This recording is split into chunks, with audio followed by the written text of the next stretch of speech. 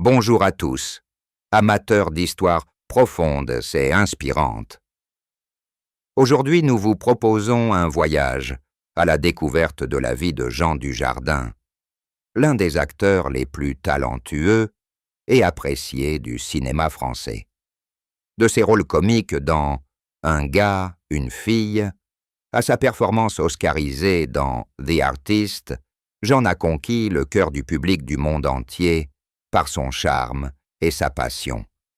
Mais derrière ce halo se cachent les souffrances, les secrets et les recoins sombres qu'il a cachés pendant de nombreuses années. Préparez-vous à plonger dans une histoire émouvante où nous explorerons les défis et les triomphes qui ont façonné Jean Dujardin. N'oubliez pas de vous abonner et d'activer la cloche de notification pour ne rien manquer de ces histoires inspirantes. Jean Dujardin, né le 19 juin 1972 à Rueil-Malmaison, en région parisienne, a grandi dans une famille modeste de la classe moyenne. Son père, Jacques Dujardin, était ingénieur et sa mère Marie, employée de banque. Cadet d'une famille de 4 enfants, Jean était reconnu pour son sens de l'humour et son énergie explosive dès son plus jeune âge. Cependant, son enfance n'a pas été que joie.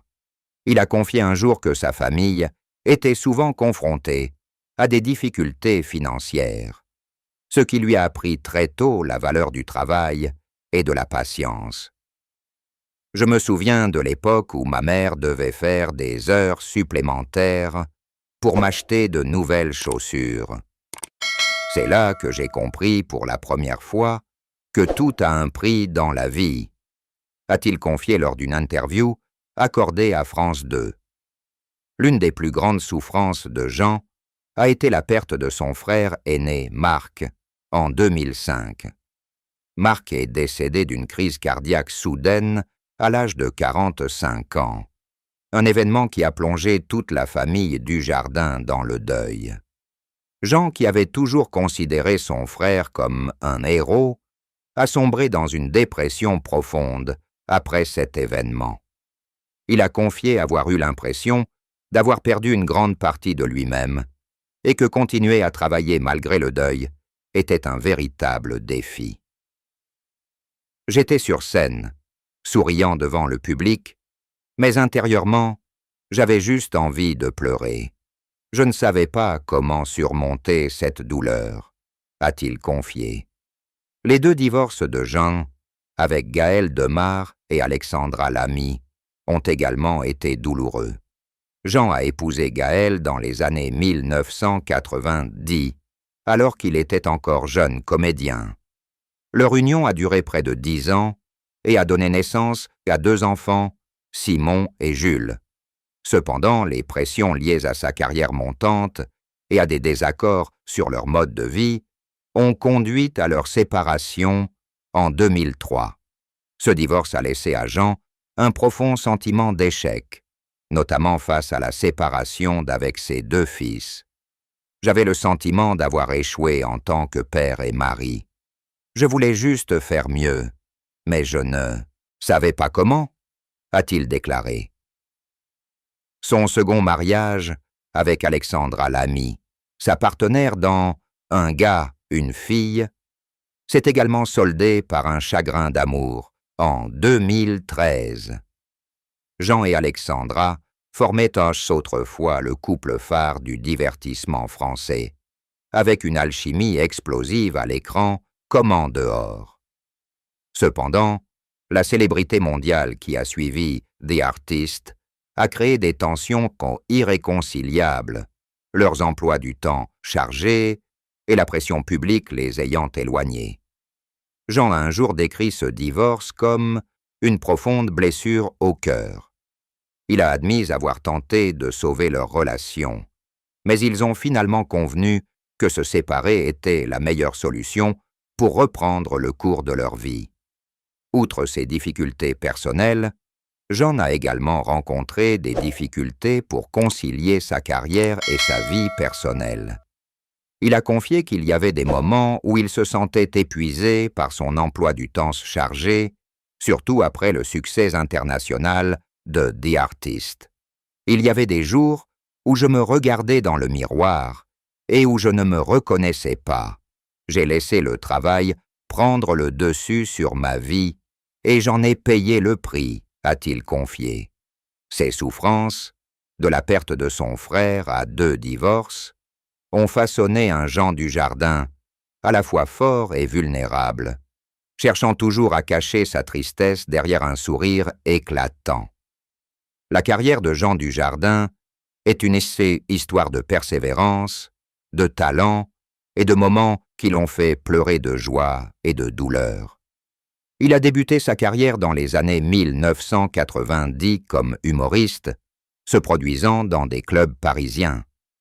L'un de ses grands succès a eu lieu en 1999, lorsqu'il a été choisi pour incarner Loulou dans la courte série humoristique Un gars, une fille, aux côtés d'Alexandra Lamy. Cette série, qui mettait en scène des situations humoristiques sur la vie de couple, a fait de Jean une figure incontournable du public français. Un gars, une fille, c'est là que j'ai appris à faire rire. Mais surtout, c'est là que j'ai rencontré Alexandra, qui a changé ma vie, a-t-il confié. Le plus grand succès de Jean est arrivé en 2011 avec son rôle de Georges Valentin dans The Artist, un film muet en noir et blanc réalisé par Michel Hazanavicius. Ce rôle lui a non seulement valu l'Oscar du meilleur acteur, mais lui a également apporté une renommée internationale. The Artist a marqué un tournant historique, devenant le premier film muet à remporter l'Oscar du meilleur film depuis près d'1 siècle. J'en ai un jour confié avoir pleuré en recevant ce prix, non seulement de joie, mais aussi à cause de la pression et des sacrifices qu'il avait consentis. J'ai passé des mois à prendre les claquettes et à jouer sans dialogue. Il y avait des jours où je pensais ne pas y arriver, mais je ne pouvais pas abandonner, a-t-il déclaré. Après The Artist, Jean a continué à jouer dans de nombreux films célèbres, du Loup de Wall Street de Martin Scorsese à Monuments Men avec George Clooney. Il a également renoué avec des rôles comiques dans OSS 117, Le Caire, Nid d'espion, et sa suite Rio perdu, où il a révélé son style comique unique, alliant charme et humour. Ces rôles ont consolidé sa réputation d'acteur français parmi les plus polyvalents, capable de passer de la comédie au drame. La carrière de Jean n'a cependant pas été exempte de revers. L'une de ses déceptions fut la suite de Brise de Nice, sortie en 2016. Si le premier film fut un énorme succès, le second fut fustigé par la critique et ne rapporta pas le budget espéré. Jean a confié avoir investi beaucoup d'efforts dans ce projet, de l'aide à l'écriture du scénario à la réalisation de ses propres cascades. Lorsque le film fut un échec, j'ai eu le sentiment d'avoir déçu le public. J'ai pleuré à cause de ce sentiment d'échec, a-t-il confié.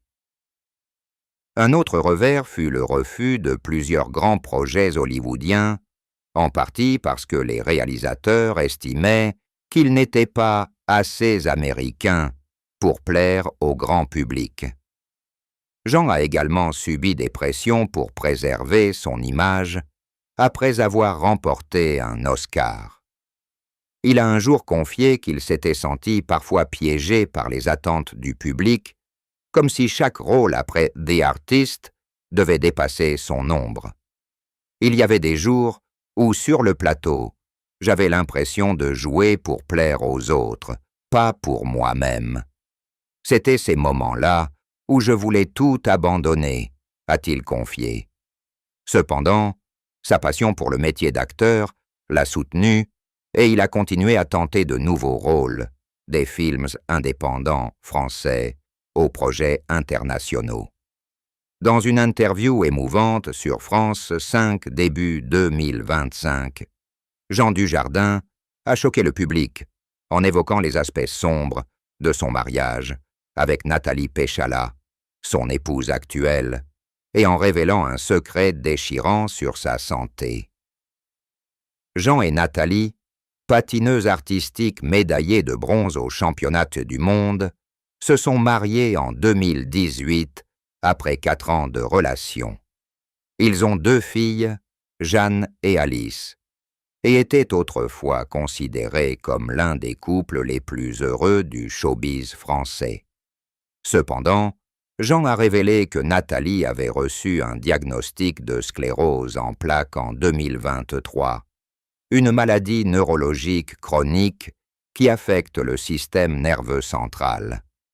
Lorsque le médecin nous a annoncé le diagnostic, j'ai eu l'impression que le monde s'écroulait. J'ai regardé Nathalie et j'avais juste envie de la serrer dans mes bras, mais je ne savais pas comment apaiser sa douleur, a-t-il déclaré, la voix brisée. Jean a confié que la maladie de Nathalie avait complètement changé leur vie. Elle a commencé à ressentir des symptômes tels qu'une fatigue chronique, des difficultés à se déplacer et des douleurs imprévisibles. Tandis que Nathalie s'efforçait de rester positive, Jean avouait se sentir impuissant face aux difficultés quotidiennes de sa femme bien-aimée. Il y avait des nuits où je m'asseyais à côté d'elle, lui tenais la main et pleurais, car je ne pouvais rien faire pour apaiser sa douleur. Je voulais juste qu'elle aille mieux, mais je savais que c'était un combat que nous devions mener ensemble, confiait-il. Jean a également révélé que le diagnostic de Nathalie avait eu un impact profond sur leur mariage. Il s'efforçait d'être là pour elle, l'accompagnant à ses rendez-vous médicaux et s'occupant des enfants lorsqu'elle était fatiguée. Cependant, la pression de concilier carrière et responsabilité familiale l'épuisait parfois. J'aime Nathalie plus que tout au monde, mais il y a des jours où j'ai l'impression de ne pas être assez bien pour l'aider. J'en pleure beaucoup, a-t-il confié. Malgré cela, Jean a souligné que leur amour restait fort et qu'ils combattaient la maladie ensemble. La relation entre Jean Dujardin et Nathalie Péchala a débuté en 2014, lors d'une rencontre caritative à Paris. Nathalie, avec son charme et son esprit sportif, a immédiatement séduit Jean. Je l'ai vue sur la glace et j'ai trouvé que c'était la femme la plus forte que j'ai jamais rencontrée. Elle était non seulement belle, mais elle avait aussi un grand cœur, a confié Jean. Après 4 ans de relation, ils se sont mariés en 2018 lors d'une cérémonie intime à Nice, en présence de leur famille et de leurs amis proches. Ils ont accueilli 2 filles, Jeanne en 2015 et Alice en 2020, créant ainsi une famille heureuse. Cependant, le mariage de Jean et Nathalie n'était pas sans ombre. Jean a révélé que la sclérose en plaques de Nathalie leur posait de grands défis à tous les deux. Il éprouvait souvent un sentiment d'impuissance en voyant Nathalie lutter contre les symptômes, allant de la douleur à la fatigue, qui l'empêchait de participer aux activités familiales comme avant. Il y avait des jours où elle ne pouvait pas jouer avec les enfants, et je voyais son regard. Je voulais juste faire quelque chose pour la faire sourire, mais je ne savais pas comment, a-t-il déclaré. Nathalie, dans une rare interview, a confié sa gratitude envers Jean pour son soutien indéfectible. Jean est l'homme le plus merveilleux que je connaisse. Il a été là pour moi à chaque instant, même si je sais que ce n'était pas facile pour lui. Il y avait des jours où je me sentais comme un fardeau, mais il me rappelait toujours que nous formions une équipe, a-t-elle déclaré. Elle a également admis que la maladie l'avait rendu plus renfermé, ce qui a parfois entraîné des malentendus entre eux. Je ne veux pas qu'il s'inquiète. Mais parfois, j'ai juste envie d'être seul. Ça lui fait mal, et je me sens tellement coupable, a-t-elle confié.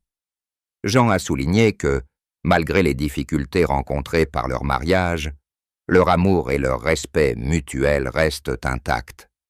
Nathalie est ici, est la lumière de ma vie.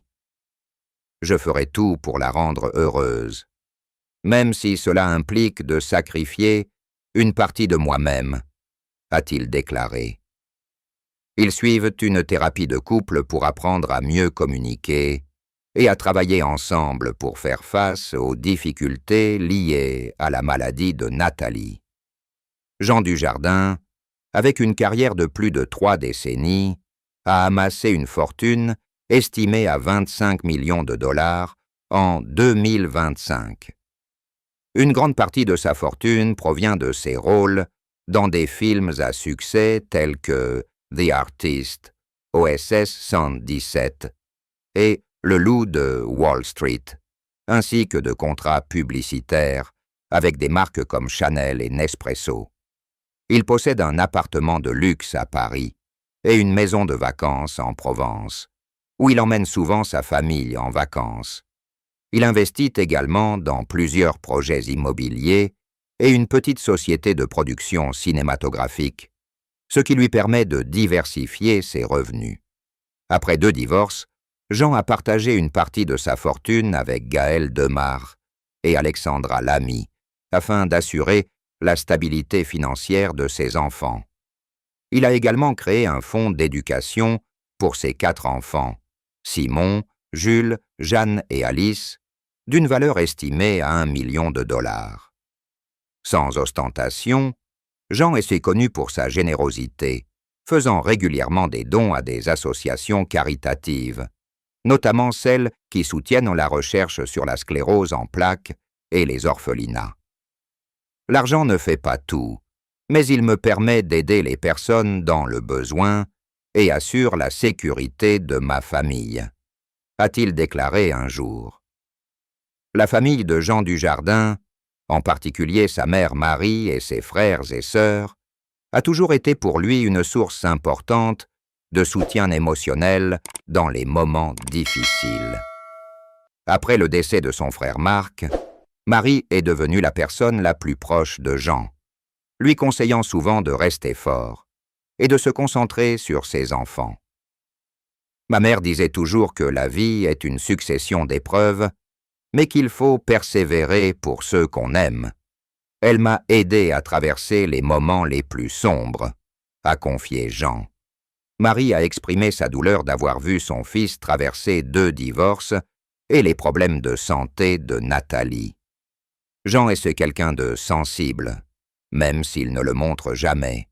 J'espère juste qu'il trouvera la paix qu'il mérite, a-t-elle déclaré. Les autres frères et sœurs de Jean lui ont également exprimé leur soutien et leur inquiétude. Sa sœur Valérie a confié avoir été peinée de voir Jean souffrir des pressions liées à sa carrière et à sa vie personnelle. Jean essayait toujours de faire rire les gens, mais je savais qu'il cachait beaucoup de douleur. C'était un père formidable et j'étais fier de la façon dont il a géré tout cela, a-t-elle confié. Les enfants de Jean, notamment Simon et Jules, ont également exprimé leur respect et leur amour pour leur père. Simon, qui poursuit une carrière musicale, a confié que son père était sa plus grande inspiration. Mon père m'a appris qu'on peut échouer, mais qu'il ne faut pas abandonner.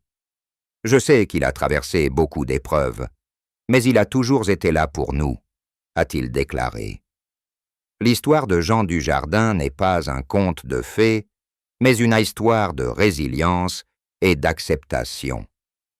Après son grand succès et ses bouleversements personnels, Jean a choisi de vivre une vie plus privée, se concentrant sur Nathalie et l'éducation de ses enfants. Cependant, il ne cache pas que ces dernières années lui ont apporté beaucoup de tristesse, qu'il dissimule souvent derrière une apparence joyeuse. Il y a des jours où j'ai l'impression de jouer la comédie même lorsque les caméras sont éteintes. Je ris, je travaille, mais intérieurement, je me sens vide, confie-t-il. L'une des plus grandes tristesses que Jean cache, et somme est le sentiment d'impuissance face à la maladie de Nathalie. Il a un jour confié avoir toujours rêvé d'une vie de famille stable, où il pourrait vieillir aux côtés de l'être aimé, mais la réalité était semée d'embûches. Je voulais être le héros de Nathalie, mais il y avait des jours où je me sentais incapable. J'en ai beaucoup pleuré, confiait-il. Malgré cela, Jean reste optimiste et trouve du plaisir à travailler avec de jeunes réalisateurs et à accompagner ses enfants dans leur cheminement vers l'âge adulte. L'histoire de Jean Dujardin nous rappelle que même les personnes qui réussissent le mieux doivent composer avec des blessures émotionnelles. Il a choisi d'affronter la douleur avec sincérité, sans avoir peur d'admettre ses erreurs et ses faiblesses. Son parcours nous apprend que la vie est faite d'épreuves, et que le plus important est d'apprendre à se relever après chaque chute. Laissez-vous inspirer par l'histoire de Jean. Encouragez-vous à être vous-même et à ne pas avoir peur d'affronter les difficultés. N'oubliez pas de vous abonner et d'activer la cloche de notification pour continuer à découvrir des histoires inspirantes comme celle-ci.